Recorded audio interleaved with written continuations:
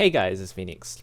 I've had a few people come to me in the last day or two asking me what AFL team I barrack for. And I can let you know that we won on Saturday, so I'm very, very happy. There's your answer. You can figure it out from that. Back in a couple of live streams ago, I was asking you guys for useless Minecraft concepts. Gabriel came to me with a gem. He asked me to create crafting cooldown timers. So what if you had to deal with a cooldown every time you tried to craft an item?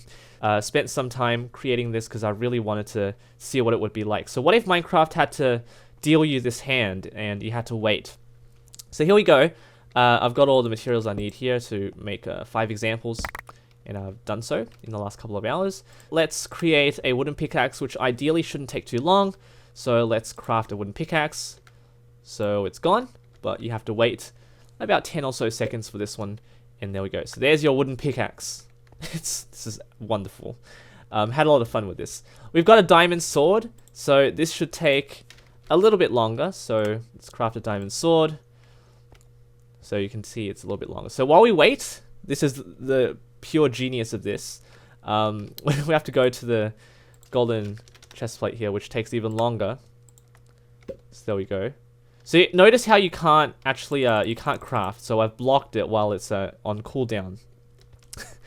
This is brilliant. So let's go to the anvil here. Here we go. Whoops. Doesn't matter. You can click a couple of them. That's totally fine. That might actually have broken it. I don't know. Well, anvils will take a while. There we go. So it hasn't broken. And lastly, we've got coarse dirt. Coarse, Brian. This will take a lot longer. This will take the absolute longest. So this will take about 2 minutes to create coarse dirt. And you can see that the golden chest plate is done, the diamond sword is done, and you can go back and craft these again. But you'll have to just keep dealing with this cooldown timer. So that's the pure brilliance of this concept idea. So thank you to Gabriel for this. I apologize for that. Otherwise, there are obviously some issues with this, some contingencies once again. Of course, this could translate to a survival concept. The main issue with this is there are designated crafting tables, and the problem that arises is you can't detect blocks in Minecraft unless you do some what do you call it, raycasting, or you can detect multiple angles from the player, or you could just have the player place down this crafting table with an entity or a spawn egg.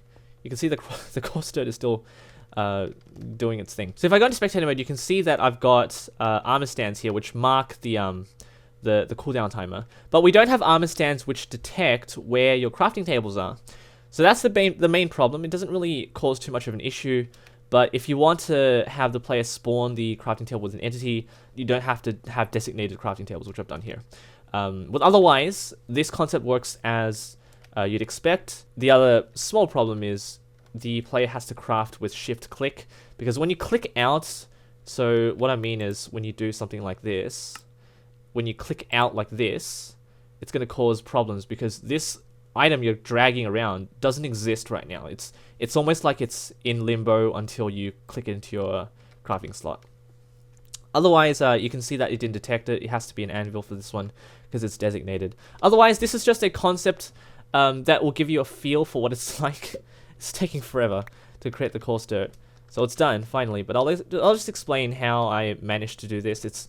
This is quite simple in its design. It could be much more complicated if I wanted to be able to detect individual crafting tables and not have designated ones.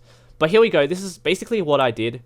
I had crafting objectives for each stat.craft item statistics. So if I do something like scoreboard objectives, add diamond and then stat.craft item, there we go.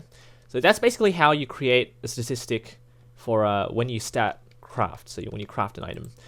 So when it does that, it's going to spawn an armor stand here with its custom name, which has also a tag as well, depending on the item that you've crafted.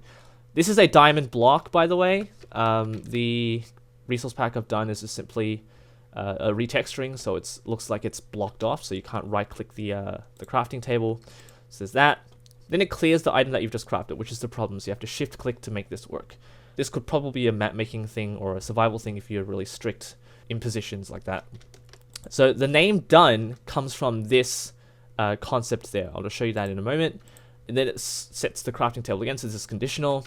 So it removes the diamond block, so you can do it again, and then plays sound and plays a critical particle, which is what you see from the flashing. And each time it reaches one of these thresholds, it's going to change the name. So obviously when it's 1, it's going to take a bit longer. When it gets to 2500, it's going to say finalizing, and then it's going to change the name to done. And then of course, depending on the tag, it's going to sum the relevant item. So it's not too difficult. The most problematic thing is detecting for the crafting table that should be specific or not be specific. But this is just a little bit of fun to give you a feel for what it's like to have cooldown in Minecraft when you're crafting items, which is terrible.